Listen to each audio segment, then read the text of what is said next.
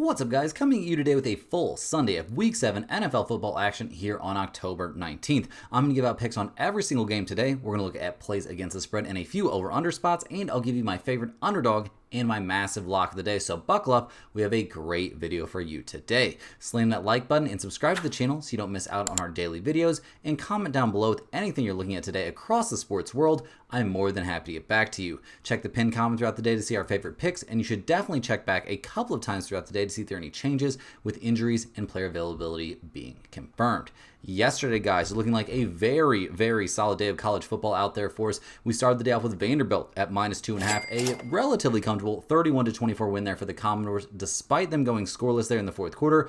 Absolute monster day for the Vanderbilt ground game, and while LSU was able to get a lot of what they wanted offensively, the defense just did not come to play in this one. We cashed James Madison at -2.5, an absolute blowout 63-27 win. The Dukes went absolutely crazy in this game. They couldn't be stopped on the ground or through the air, and Barnett III accounted for over 450 yards of offense and 6 touchdowns. We also have Texas A&M at -7.5. That one's still going. They're looking to be in very good shape in that game. Notre Dame -9.5, still pretty early on in that one, so we'll see which way that ends up. Washington State +17.5 are currently leading by at least 10 in their current game the last time I checked just a couple of minutes ago, so they're looking great as our dog of the day. And we had Troy at -5.5 as our massive lock of the day. That was a massive blowout win for the Trojans, shutting out UL Monroe in the fourth quarter to win 37-14. Troy was solid offensively in this game. The defense was really dominant though, allowing only 14 points, forcing 4 turnovers. It was 10-0 at the end of the first quarter, and the Trojans never looked back. So shaping up to be possibly an amazing day there in the college football streets. The premium side is also looking great. The winning streak is continuing here at time of recording on the NHL side, up to a current 8-0 streak. So we'll be talking about that more here in just a few minutes. So let's go ahead and dive in, guys. We've got a ton of NFL action to cover here on a loaded Sunday. First up, we're going to be looking at the Los Angeles Rams as they go on the road to take on the Jacksonville Jaguars in this week's London game. The Rams come into this game 4-2 on the season, fresh off a 17-3 win last week against Baltimore that maybe looked a little bit tougher than we would have expected. I mean, they were obviously going up against something of a skeleton crew there for the Ravens. Derrick Henry had a monster day against them, but yeah, when you're going up against Cooper Rush and Tyler Huntley, not exactly a monster lineup there. Matthew Stafford had a bit of a down day, only 181 passing yards, 1 touchdown, was sacked twice. Kyren Williams, 13 carries for 50 yards and a touchdown. The good news is he didn't fumble the ball away at all, which has been a huge problem for him this season. Stafford did fumble it away once, though. That was part of why this game was close. The defense for the Rams, though, I mean, obviously it wasn't the biggest challenge there, and they didn't stop Derrick Henry, which seems like it would have been, maybe their main objective, but they did hold the Ravens to only 3 points. They had an interception. They had 2 fumble recoveries in the game. It was a very solid day, except for giving up those 122 yards on the ground to Derrick Henry. So hats off to the Rams defense. They played great. The offense, though, probably a little bit of a bounce back spot. Puka Nacua going out of that game, definitely a problem, and definitely a problem we're going to be looking at for them in this game in terms of their injury report. The Rams, they come into this one not looking fully healthy there offensively. Puka Nacua confirmed out for this game, and I'm not shocked to see that here with them, traveling all the way across the pond to play in London.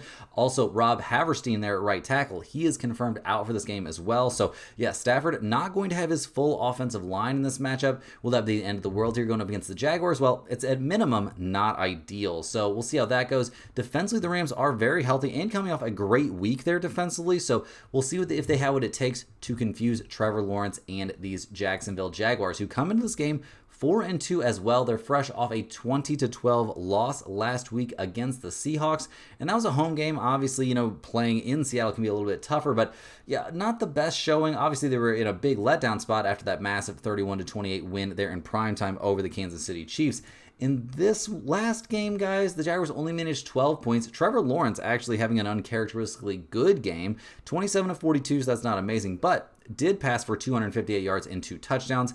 The problem is, he just couldn't get the ball out ever, and he was sacked 7 times, and it wasn't on that offensive line. The offensive line catches a lot of flack, but Lawrence holds onto the ball way too long. So we'll see if he can, do something to make that a little bit better. The running game didn't get going at all, though, so maybe you can blame that a little bit on the offensive line. We'll see. I mean, combined, 19 carries for 59 yards. Etienne Jr., 12 carries for 27 yards. definitely need something better from him in this game. He was a little bit active there in the passing game, but nothing too spectacular. The Jaguars did not turn the ball over in that game, but those sacks, while not actual turnovers, obviously, can be very, very detrimental. That's a good way to stop a drive in its tracks. So they definitely need to work on that. Defensively, giving up only 20 points to the Seattle Seahawks, that's not a terrible performance. Sam Darnold did have almost 300 passing yards and 2 touchdowns against them. They only sacked him once, but they did pretty much completely stop the Seattle running game, so that's a step in the right direction. They just really didn't have any great answers there for Jackson Smith and Jigba, which would be a huge problem against the Rams here if the Rams were going to have Puka Nacua. But like we already talked about, guys, they confirmed will not have him available for this game. So we'll see how that goes. The Jaguars also didn't force a single turnover in that game, so not a great defensive day, but only giving up 20 points. Definitely not end of the world kind of stuff. Now, over the course of the season, Jacksonville, they're 7th in the National Football League, giving up 20 points per game. So, looking pretty decent in terms of their injury report here. They're pretty much fully healthy for this game on offense, guys. Not a lot of issues there. They're really, really in good shape. All their major weapons rested and ready to go. Defensively, Devin Lloyd will be out there at middle linebacker, so that's not great. But other than him, they are fully healthy for this game. And it's worth noting this is a team that's historically been very comfortable playing there in London. Now, looking at the numbers for this game, the Jaguars are getting 3 points. We've got a total of 44.5 in this one. The Rams are 4-2 against the spread. They're a 500 over-under team. The Jaguars are also 4-2 against the spread. They are also a 500 over-under team. Guys, we're going to be taking the Jaguars here, getting 3 points. It's a de facto home game for Jacksonville. They're a team that's been very, very used to playing here in these London games. The Rams are going to be missing Puka Nacua and their starting right tackle, like we just mentioned. The Jaguars, historically great playing in London. Trevor Lawrence is always a bit of a scare card, but Jacksonville is 4-1 against the spread in their last 5 games as underdogs in neutral venues, basically meaning in these international games. I think whether or not they win this game is a little bit up in the air, but I do think they'll find a way to keep it very, very, very close, and getting a free field goal here feels like some excellent value. Next on the docket, guys, we're looking at the New Orleans Saints as they go on the road to take on the Chicago Bears. The Saints are only 1-5 on the season, having a pretty rough go of it. They did beat the Giants, but then last week had that 25-19 loss against the Patriots, keeping things pretty competitive in that one. Spencer Rattler not finding a touchdown pass, but he didn't look terrible. 227 yards, 20 of 26 through the air, sacked a couple times, so not a bad day. Also ran the ball 4 times for 20 yards. Kamara didn't get much done in the running game, and they weren't really too focused on the run. I mean, as a team, 23 carries, 73 yards, 1 rushing touchdown. That was from a 1-yard rush there from Taysom Hill. So nothing too insane. Chris Olave continues to have a pretty decent season. Kamara, as always, very active there in the passing game. So a decent amount of positives there for the Saints on offense. They did turn the ball over once. Not great. Definitely a mistake that could be cleaned up and could have had a pretty big impact on this game. Now, the Patriots did a pretty decent job against the Saints defense, which hasn't looked amazing. The Saints gave up 3 touchdown passes and 261 yards to the air to Drake May. They did slow down the running game, though, quite a bit. We'll see what kind of bearing that has on this matchup against the Bears. The problem is the Saints came up with 0 turnovers of their own. Definitely something that would have helped out an awful lot. Over the course of the season, the Saints defense is currently sitting at 25th in the NFL, giving up 26.7 points per game. In terms of their injury report for this one, they are looking relatively healthy. Offensively, things are looking good. They are missing a few guys that are on the IR, but overall looking rested and ready to go. And defensively, it's basically the same situation.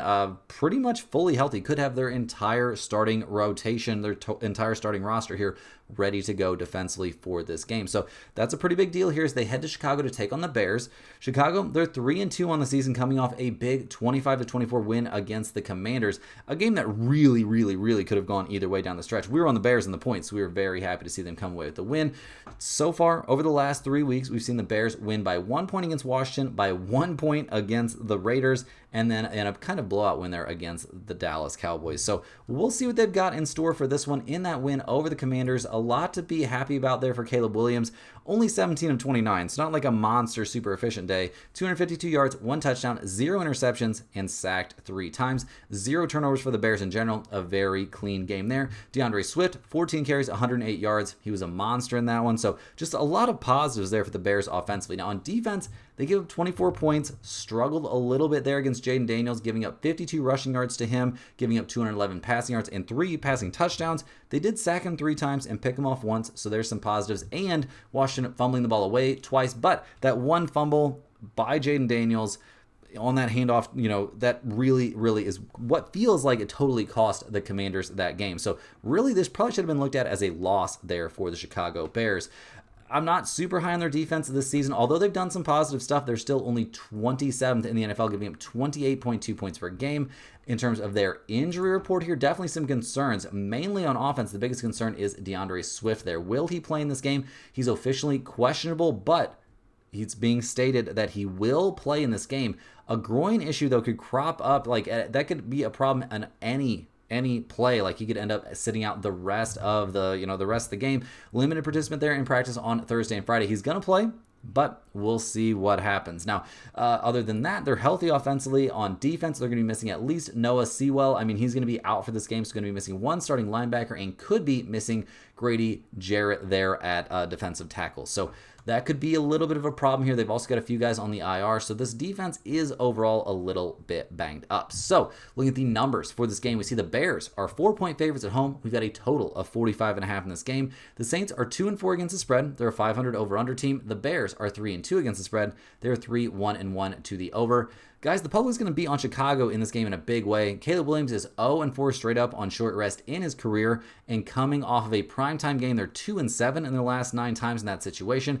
It's a big letdown spot here for the Bears. I'm worried about the weather situation here, though, for the Saints. There could be some rain and winds up to 14 to 16 miles per hour, so that is a pretty big concern. This game's going to be mostly a stay-away spot for me. If you're begging me for a side, I will take the Saints here getting 4 points, but I do think possibly the better value in this possibly weather impacted game could just be to take under 45.5. That's going to be my main lean on this one. I'll take under 45.5. I do think it has significant value in this one, but with both defenses struggling in general this season, it's going to have a hard time making the pinned comment. Hey guys, hopping here with a quick shout out to the sponsor of today and every day's video, and that is stumpthespread.com. Click the link in the description to go over there and see the top confidence picks from our entire team of experienced cappers. Right now, those premium hit picks are absolutely red hot. NHL is having an amazing beginning of the season. Also over there, you'll find daily MLB picks the rest of the way through the season. UFC picks, there's a big UFC card going nuts tonight. NFL, there's a ton of premium NFL plays both against the spread, over, under, and player props over there right now. College football looking to be coming off a very, very nice day. Overall, everything is just going great over there on the premium side at stumpthespread.com. That's also where you'll want to go to see our free picks that are posted exclusively at stumpthespread.com every single day. So you don't have to be signing up for something to go over there. Just go over to stumpthespread.com, check out the free picks. They're exclusively posted there every single day, and that's also where you can get on our free email newsletter, guys. That's a fantastic resource every single day. You just click the link in the description, go to stumpthespread.com, click that little login button. It's going to ask you to set up a new account. All they'll ask for is your name and your email address. That's it, and you'll be getting 1 email per day straight to your inbox. It'll have at least 1, oftentimes 2 or 3 free picks, information on niche sports betting like golf, NASCAR, tennis, all kinds of good stuff like that. There will be parlays included in those emails as well, and right now with so many of the main sports out there popping off, there will be big write-ups on NHL, NFL, all kinds of good stuff about college football, just MLB stuff here coming up for the World Series before you know it. Tons of great information on those emails, so definitely get over there and take advantage of that. You also do want to go to stumpthespread.com and check out all the premium stuff we offer right now. Like I was saying, NHL is red hot right now.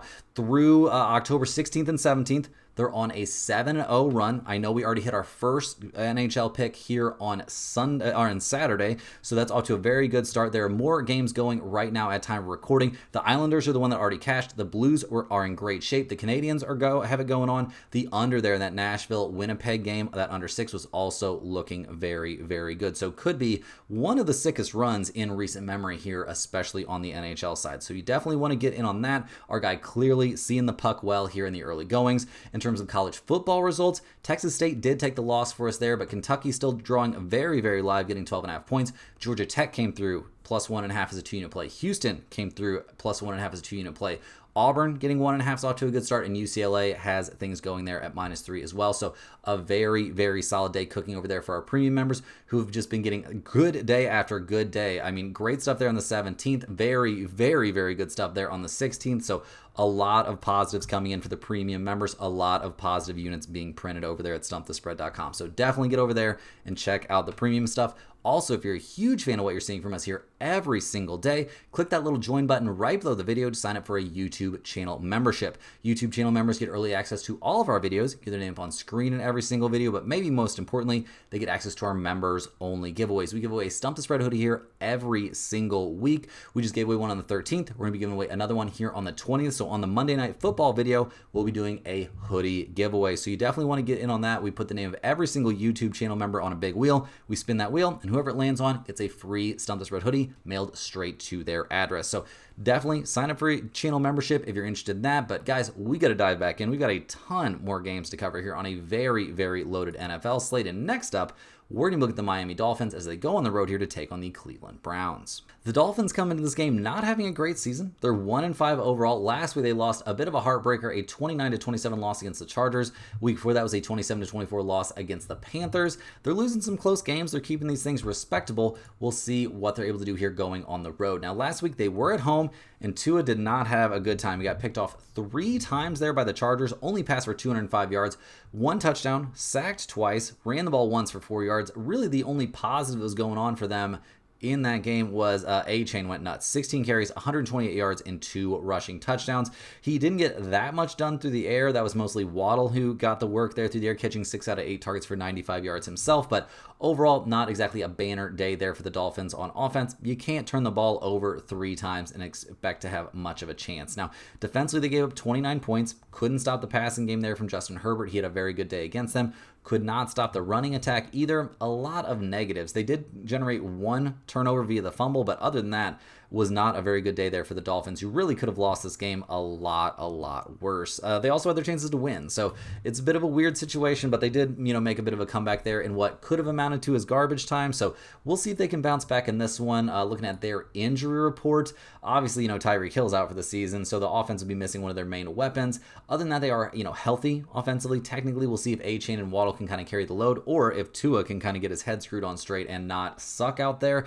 Also, there's been tons and tons of weirds, like he's talking to the media in weird ways. Just a lot of drama over there for the Dolphins right now. Defensively, Stormbuck is questionable there at cornerback, so they could be missing him in this matchup, which maybe not the end of the world here as they're going up against the Cleveland Browns, who come into this game 1-5 on the season themselves. A 23-9 loss last week at the Steelers. Not exactly an amazing look in that one, but playing on the road has never really been the Browns' forte. Their defense, which is their main strength, really pivotal there, for them at home is where they tend to thrive. Now, last week, Dylan Gabriel was under center for the entire game, passed the ball 52 times for 221 yards, completed only 29 of those 52 passes, 0 touchdowns, 0 interceptions, but was sacked 6 times. Got to get that ball out of there. The good news is they didn't turn the ball over a single time. The bad news is they couldn't get the running game going against the Steelers. So not exactly an amazing look there. Defensively, they gave up only 23 points, so not that bad. Did give Rodgers not too much trouble, honestly. I mean, he had 2 touchdown passes,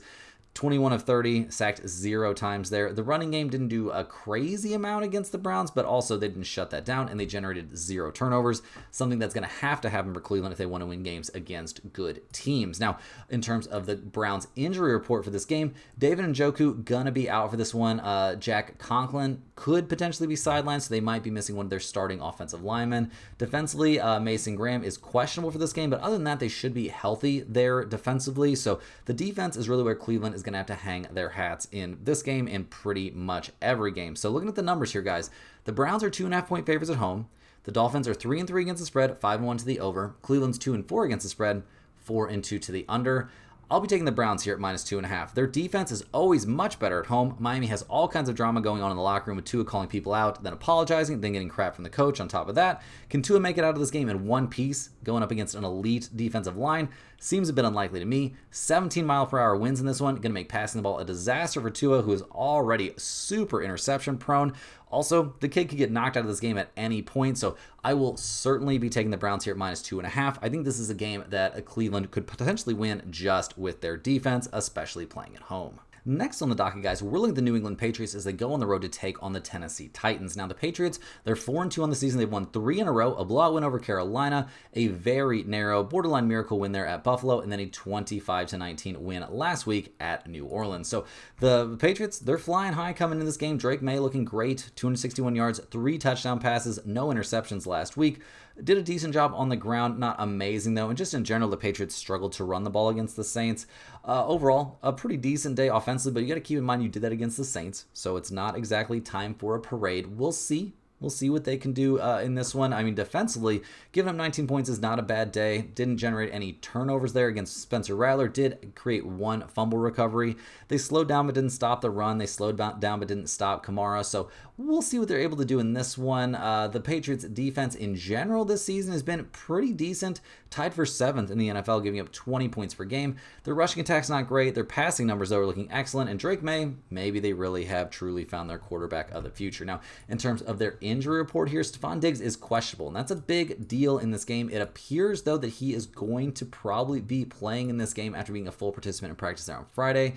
On defense, they've got a couple guys questionable. One linebacker and their strong safety is questionable as well. Hawkins, his availability for this game is pretty important. He'll be listed as questionable, dealing with a hamstring issue. I think it's unlikely that he ends up playing in this game. Now, their opponent in this one, the Tennessee Titans, have been historically inept in this one. Their only win of the season was that win at Arizona. They won 22-21 in a game the Cardinals absolutely gave away to them. Now, last week, they lost at Las Vegas 20-10, a game we were on the Raiders. Very, very happy to be there. Yeah, Cam Ward, I don't know. It just feels like there's no talent around him. Maybe he's okay, but he was sacked 6 times and picked off once. Had 1 touchdown and passed for 222 yards against the Raiders. That's not great. They also struggled to run the ball in this one and haven't been a good running team. Ward also fumbled the ball away twice. You can't turn the ball over 3 times against a team as bad as the Raiders. That is just an embarrassing look. And defensively, they didn't have a lot of answers either. They picked off Geno Smith once. Congrats. They couldn't stop Genty. They really couldn't stop Trey Tucker. They couldn't generate any turnovers except for that one Geno Smith turnover, which seems like basically a given at this point in his career. So we'll see what they're able to do in this one. Overall, their defense this year is 26th in the NFL, giving up 26.8 points per game. They're 31st in passing yards. Like, I don't have a lot of good things to say about the Titans and their injury report coming into this game. I mean, Calvin Ridley's still out. Other than that, the offense is healthy. Going to be missing at least one starter there on defense, but at this point, does it really matter who they have out there? Like, they're just straight up bad. So looking at the numbers for this game, the Titans are getting 7 points at home. We've got a total of 42. New England is 4-2 against the spread, 4-2 to the under. Tennessee is 2-4 against the spread, 3-3 to the over-under.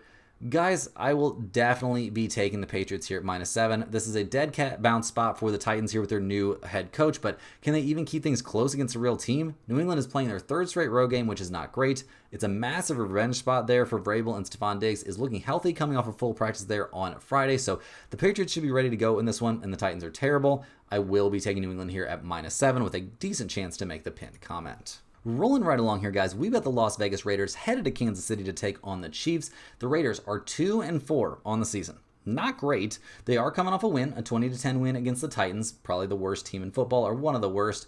They haven't had a lot of success this season, but they're trying to build on that win over Tennessee. They had a decent day out there from Geno Smith, only getting picked off once.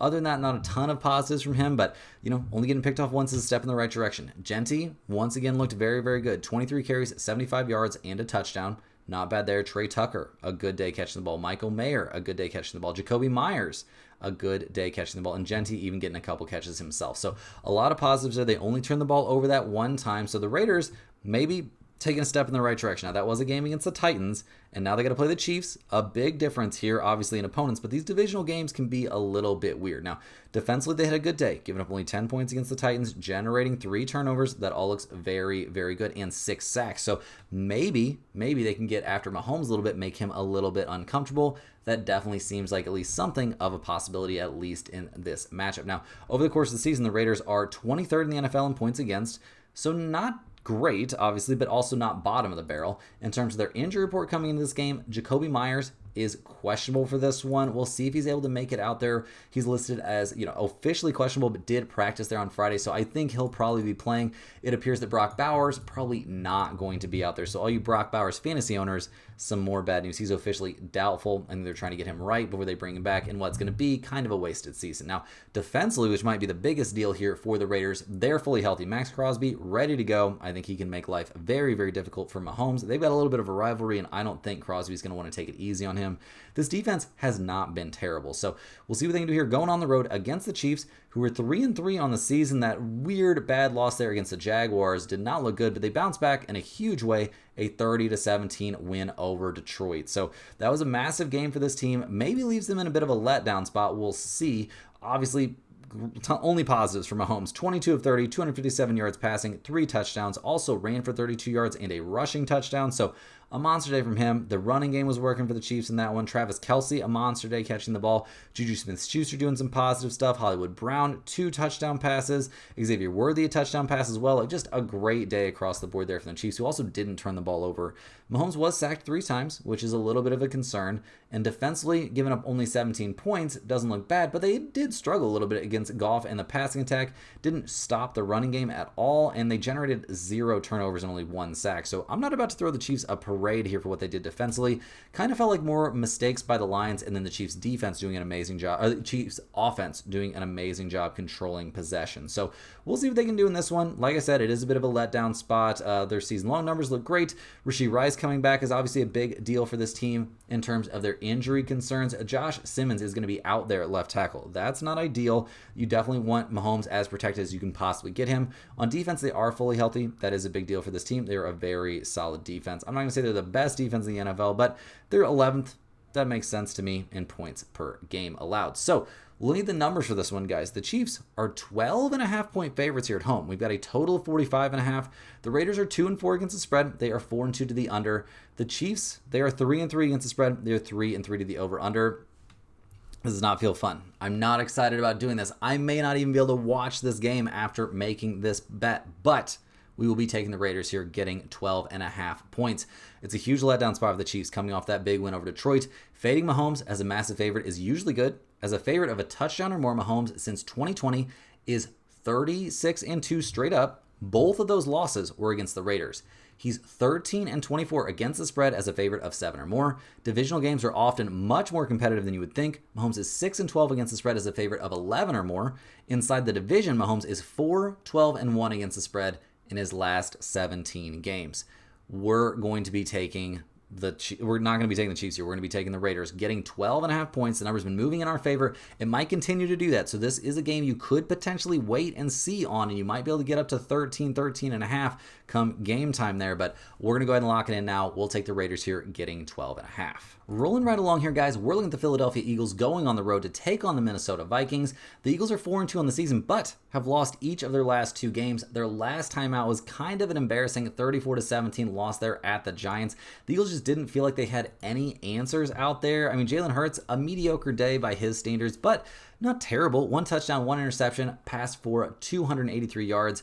Completed 24-33 passes. The problem for this team is Saquon just can't seem to get going, or at least just doesn't get enough opportunities to get going. He had 12 carries for 58 yards. Like, feed Saquon the ball a little bit more, control the clock, keep the ball out of the offense's hands, out of the opposing offense's hands. They're leaving the defense out there to do too much. The passing game looked really, really good out there as they were using it, though. A.J. Dillon did fumble it away once, but overall, a very, very good day out there for the Eagles offense in terms of every number that you could imagine besides points they put on the board. So we'll see if they've got a little bounce back in them here.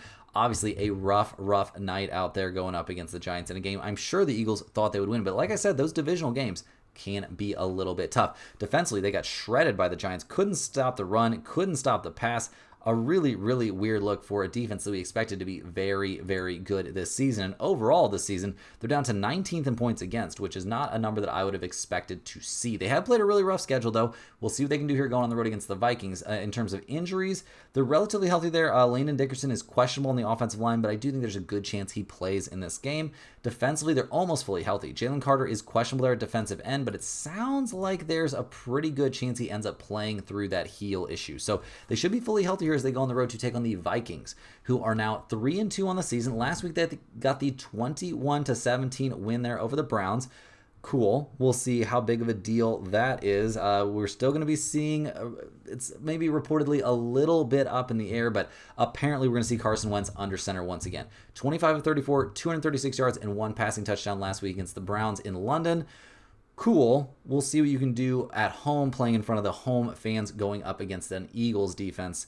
The Browns on the road or, on a neutral field is kind of a different situation. The running game for Minnesota did not look incredible. I guess it didn't look terrible, but not like they have one big outstanding guy. The problem is who can stop Justin Jefferson. He's having a great season. It doesn't matter who's throwing them the ball. That dude is going to go up and get it. Now, defensively, giving up 17 points is not bad. but they couldn't stop the run. They also didn't really stop the pass, had 0 interceptions there against Dylan Gabriel, only sacked him twice and created 0 turnovers in that game. So not exactly a monster performance there for the Vikings. That was not last week, that was the week before last. They're coming off their bye week, so we'll see if that makes the difference here. In terms of their injury situation, obviously coming off a bye helps. Jay McCarthy reportedly got close to returning, but won't be returning. It's going to be Carson Wentz under center. Michael Juergens, also, just for the record, if McCarthy ends up somehow miraculously starting this game, we love the Eagles, just for the record. Couple guys questionable there on the offensive line. When you're potentially missing your starting center and your starting right tackle, that can be a problem. Offensively, Cashman is reportedly going to be back and start for this game, but Van Ginkel could potentially be, or I know is confirmed out for this game. So they're not going to be at full strength defensively. So looking at the numbers for this one, the Vikings are getting 2 points at home. We've got a total of 44 in this game. The Eagles are 3-3 against the spread, 3-3 the over-under. The Vikings are 3-2 against the spread, 4-1 to the over. Not interested in the total in this game, guys, but I'm for sure taking the Eagles in this one. They're getting healthy, and the Vikings are still banged up. We would love this even more if J.J. McCarthy was going to be under center, but apparently Wentz is going to be out there, and he is likely to throw at least 1 interception in every single game. It's a huge bounce-back spot for the Eagles coming off that embarrassing loss to the Giants. They're on extended rest for this game. I think they're going to come through with a win and cover. Rolling along here, guys, we've got the Carolina Panthers heading to New York to take on the Jets. The Panthers are 3-3 on the season. They've won back-to-back games, winning against Miami and then winning at home against Dallas. Now they got to go on the road to take on the Jets. In that 30-27 win over the Cowboys, just for the record, one of the worst defenses out there. They looked good. A good day for Bryce Young. He was picked off once, but also had 3 passing touchdowns and almost 200 yards through the air and was only sacked once. Rico Dowdle, guys, is looking like one of the best offensive players in the National Football League. He accounted for over 220 yards of total offense, 30 carries, 183 yards there on the ground, 4 catches, 56 yards, and a touchdown there on the receiving side. He just looked amazing. We'll see if they can replicate any of that here against another terrible defense. So it doesn't seem impossible that Carolina could be in for another very, very good day offensively. The defensive side didn't look great there, giving up 27 points to the Cowboys, I guess isn't awful, but could not stop the passing attack at all there. We'll see if that matters in this matchup, but they had 0 answers for George Pickens as well. It's not like Dak was going to take off and run the ball on him a bunch in this game. That could be a concern here as they go up against the Jets. We'll see. In terms of the injury report here for the Panthers, they're pretty banged up. They've got 3 guys questionable there on the offensive line. Very little clarity on whether or not they're going to be playing in this game. We do see Coker questionable there at wide receiver. He may play, but I don't think that moves the needle too much for me. The way they use Rico Dowdle is going to be the big turning point for me in this one because Chuba Hubbard is back for this game. Defensively, they are fully healthy, but they're also terrible on defense. Over the course of this season, they are 21st in the National Football League, giving up 24.3 points per game, and despite playing an easy schedule, they're giving up that many points. So we'll see what they do on the road against the Jets, who are still 0-6 on the season. The Jets, horrendously bad. They played that incredibly brain-scarringly terrible 13-11 loss there against Denver in the London game last week. That was hard to watch, guys. That one will hurt your eyes. That one will scar your memory. Fields, -10 passing yards. Pretty brutal. Sacked 9 times. Also pretty brutal. Now he's going up against a much worse defense in this one, so that should help. Breece Hall was effective there in the running game. The thing that I hate about the Jets is just how horrendous their coaching staff is. Their 2-minute drill looks terrible. A lot to hate here about the New York Jets. So we'll see what they can do in this one. Obviously, a historically terrible day offensively. The defense did play well last week. We'll see if they can replicate any of that. Over the course of the season, they're still 28th in the NFL in points against. So not great there in terms of their injury report. It's not amazing. Garrett Wilson is doubtful for this game. That's a huge problem. We also see Cam Jones on the defensive side doubtful, and Michael Carter II is out. So not going to be the full-strength Jets defense, and they're already terrible. So looking at the numbers for this game, guys, the Jets are getting 1 point at home. We've got a total of 41 in this game. Carolina is actually 4-2 against the spread, 4-2 to the over. The Jets are 3-3 against the spread. They're 4-2 to the over. Supposedly the Jets are the sharp side in this game. I am not going to be able to do it, guys. Both these teams are terrible. I'm not going to get super involved in this one. I will be leaning towards the Panthers, though. I think they get the job done in this game somehow, some way, just because of how bad the Jets are. But A play that I do think has significant value in this game is over 41. I think we'll see plenty of points in this one. Both defenses are terrible. Both teams showing trends towards the over. 41's not a very big number. I do think we could see enough offense in this game to get us over that small number. Next up, guys, we've got the New York Giants going on the road to take on the Denver Broncos. The Giants coming to this game 2-4 on the season, winning 2 out of their last 3. A win last week over the Eagles definitely has them feeling themselves. You could tell, like, this young group really feeling amazing. Jackson Dart doing his thing out there, looking good. 17 of 25, 195 yards, 1 touchdown. He was sacked twice. Scadaboo had a great day, 19 carries, 98 yards, and 3 touchdowns. And Jackson Dart also ran for a touchdown and 58 yards. These two really powering this team. Wan'Dale Robinson had a big day, catching 6 out of 7 targets for 84 yards and a touchdown himself. They turned the ball over 0 times. A monster performance there from the Giants. The question is, especially after the way they celebrated that win, are they going to be able to back it up? We'll have to wait and see. They played great defensively, really slowing down and limiting the Eagles. They struggled a little bit against the passing game, which when you're about to go up against the Broncos, maybe that's not the end of the world. We'll have to wait and see. Now, the Giants' injury report coming into this game is a little bit concerning. Slayton out. Also going to be missing their starting center, so that is problematic. On defense, they're fairly healthy. They're missing a lot of guys for the season, but overall, right now, in terms of their current starters, they're looking relatively healthy. So we'll see what they can do here in Denver, taking on the Broncos, who come into this game 4-2 on the season. Greenlaw coming off the IR could help them. Going to be making his debut in this game. We'll see. Denver has won 3 in a row, beating the Bengals, the Eagles, and then last week, that just horrifying 13-11 win over the Jets. In that win, Denver did not do very many things right. Bo Nix, 174 passing yards on 30 attempts. 1 touchdown, no interceptions, and sacked once. The running game didn't get going. The offense looked terrible out there. They fumbled the ball away once. It was just a study in ineptitude. Now, the defense was obviously amazing, giving up 11 points, having 9 sacks, all that kind of good stuff. Congratulations on that. You were playing the Jets, so let's not freak out too much. Looking at the injury report here for Denver, they're fully healthy coming into this game on offense and defense, so that is borderline a cheat code at this point in the season. So looking at the numbers, guys, the Broncos are 7.5-point favorites. We've got a total of 40.5 in this game. The Giants are 3-3 against the spread, 4-2 to the under. Denver's 2-3-1 against the spread, 5-1 to the under. Guys, what we saw from Denver last week in the UK really just scarred my outlook on this team. Bo Nix and the Broncos defense in general, I don't think are actually that good, but the Giants are very banged up coming into this game. It's a big letdown spot for them coming off a massive win, so I am going to take the Broncos here at home at -7.5. It's not going to make the pin comment. There's no way I can back this team after what I saw from them in London, at least not for a couple weeks. We'll have to wait and see on the Broncos in general, but I will take them in this game as a small lean. Rolling along here, guys, we're looking at the Indianapolis Colts going on the road to take on the Los Angeles Chargers. The Colts are 5-1 on the season, a 31-27 win last week against the Arizona Cardinals. Probably could have been a little bit more convincing of a win if you ask me, but yeah, they messed around a little bit there. Daniel Jones did get picked off once. It seems like he's starting to struggle just a bit, but still 22 of 30, 212 yards, 2 touchdowns, 1 interception, and sacked once is not terrible. Jonathan Taylor is the real monster on this team. 21 carries, 123 yards, and a touchdown last week. Excellent stuff. Now, defensively, the Colts gave up 27 points. Did not look good against a backup quarterback there in Jacoby Brissett. They did slow down but not stop the run. We'll see if they can look a little bit better in this one, having only generated 1 turnover and given up 27 points last week. Over the course of the season, the Colts are 4th in the NFL, giving up 19.3 points per game. Their injury report looks pretty good. Josh Downs is confirmed out for this one, and defensively, they're going to be missing 1 starter, but probably not 2, so we'll see how it goes, but I do think the Colts are fairly healthy for this game as they head to LA to take on the Chargers.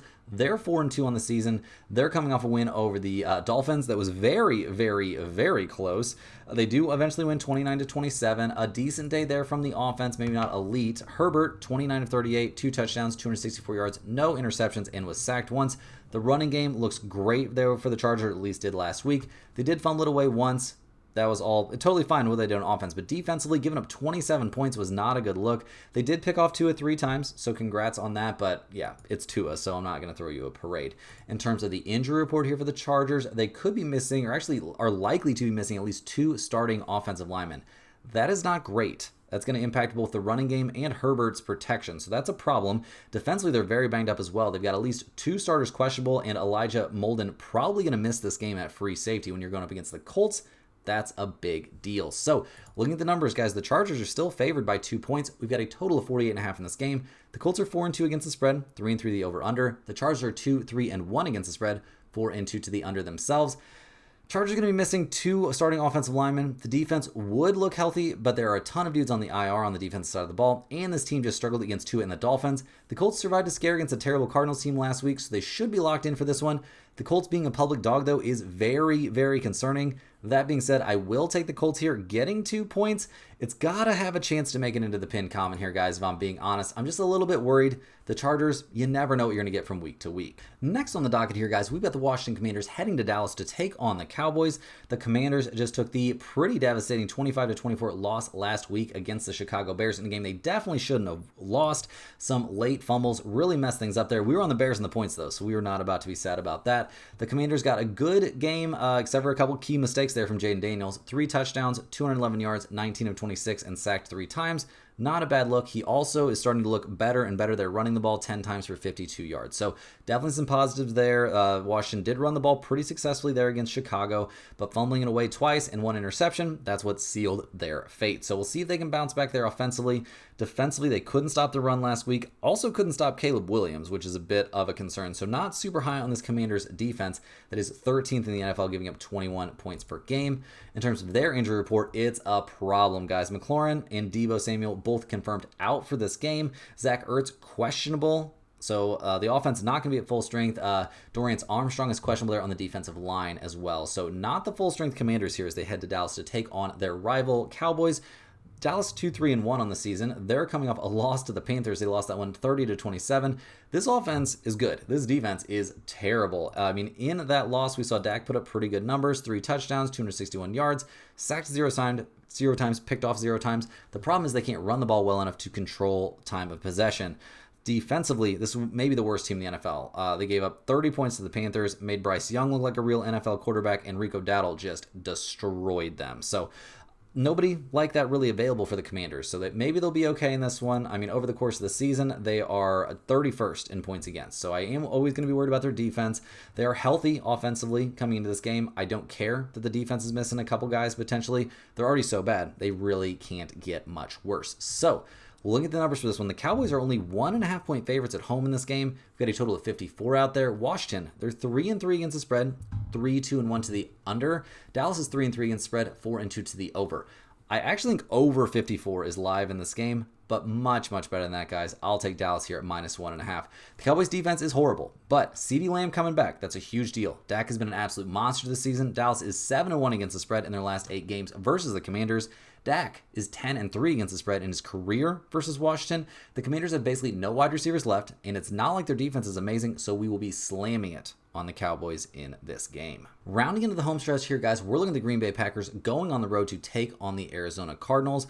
The Packers come into this game 3-1-1 on the season. They're coming off a 27-18 win over the Bengals, which did not look as convincing as you would have thought. We were on the Bengals and the points in that game, so we didn't mind at all, but it was not an amazing game there from the Packers, who have struggled now kind of 3 weeks in a row. Maybe struggled is a little bit strong, but yeah, Jordan Love, 19 of 26, 259 yards, 1 touchdown, 1 interception. He ran for 26 yards on 7 carries, like nothing too special there. Josh Jacobs did have a good game. 18 carries, 93 yards, and a couple of touchdowns for him, and the wide receiver group looked good. The problem was the defense didn't look so hot, and it continues to struggle. Gave up 2 touchdowns, 219 yards there to Joe Flacco. Had 0 answer there for Jamar Chase or Chase Brown, really, in the running game.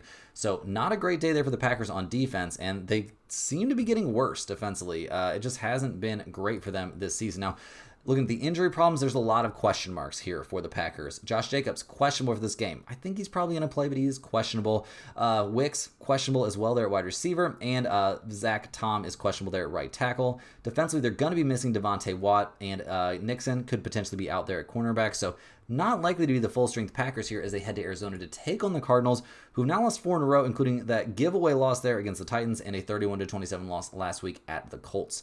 They're back home for this game. We'll see how it looks. Reportedly, we're still going to have Jacoby Brissett under center for this one, and he looked good against the Colts last week.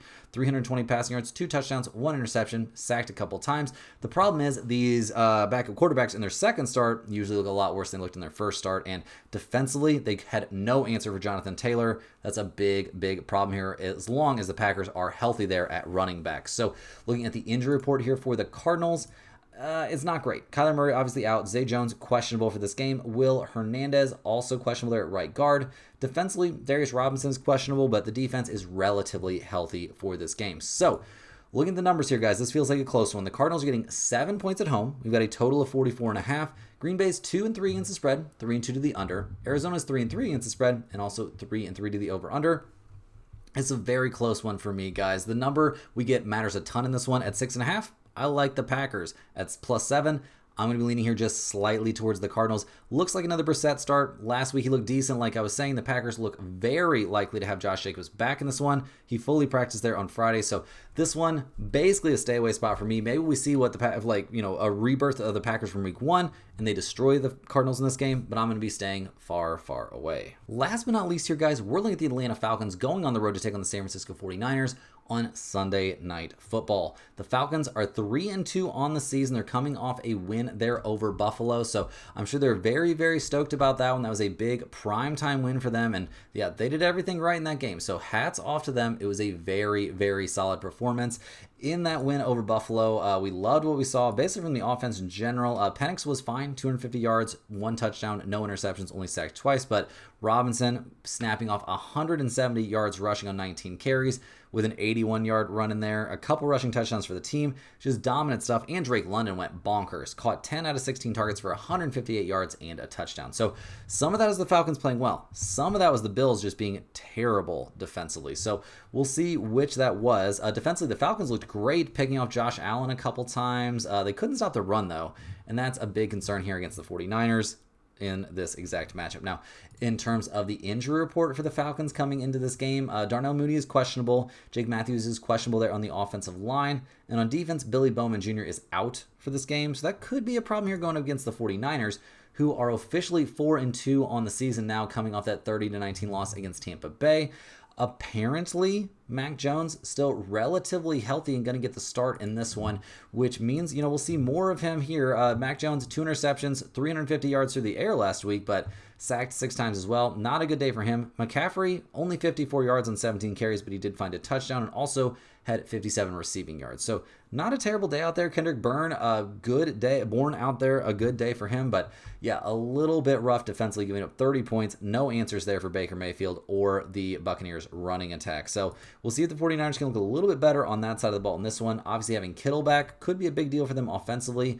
Mac Jones has looked good. Ricky Pershaw being out sucks, but Kittle being back is a big, big deal. Other than Pershaw, they're healthy here offensively, and defensively, they're relatively healthy too. It's not like they've been a great defense this season necessarily, but they haven't been a disaster. They're 15th in the NFL, giving out 21.3 points per game. So looking at the numbers, the 49ers are 1.5 point favorites at home. We've got a total of 47. Atlanta's 3-2 against the spread, 4-1 to the under. The 49ers are 3-3 against the spread, 4-2 to the over. Guys, I'll take the 49ers here at -1.5. It might make the pinned comment. Mac Jones under center, not a problem for me in this one. Kittle going to be back for this one. That's a big deal. The offense is getting much healthier for the 49ers. Fred Warner out for this game. That's not great there for their defense. I don't know how dangerous this Falcons offense actually is, though. Atlanta is in a huge letdown spot coming off that massive win over the Bills. The running game for Atlanta is nuts, so that does scare me, but I don't think they're going to rip off another 210-yard rushing performance in this one. Since 2019, when playing an over 500 team, after a win over a team above 500, the Falcons are 11-22 against the spread. So we'll definitely be on the 49ers in this one. Guys, that's all the games we have here for today. Hit that like button for good luck on all of your bets and subscribe to the channel if you're new around here. Let me know in the comments any questions you have on today's slate. I'm more than happy to get back to you. I appreciate everybody watching these videos. Make sure you're clicking the link in the description to get over to stumpthespread.com. That's where you'll find all of our absolutely red hot premium picks from our entire team of experienced cappers. That's also where you can get on the free email list. And this is a fantastic time to get on board with premium picks and on that email list, guys. Tons of stuff popping off in the sports world, and man, our NHL handicapper and our college football handicapper, it's just going nuts over there. Everybody's having a really, really good time over there in terms of the premium membership at stumpthespread.com. Guys, we'll see you right back here tomorrow for Monday Night Football and a hoodie giveaway. And this is where you'll always find us, same time, same place, for more sports betting action.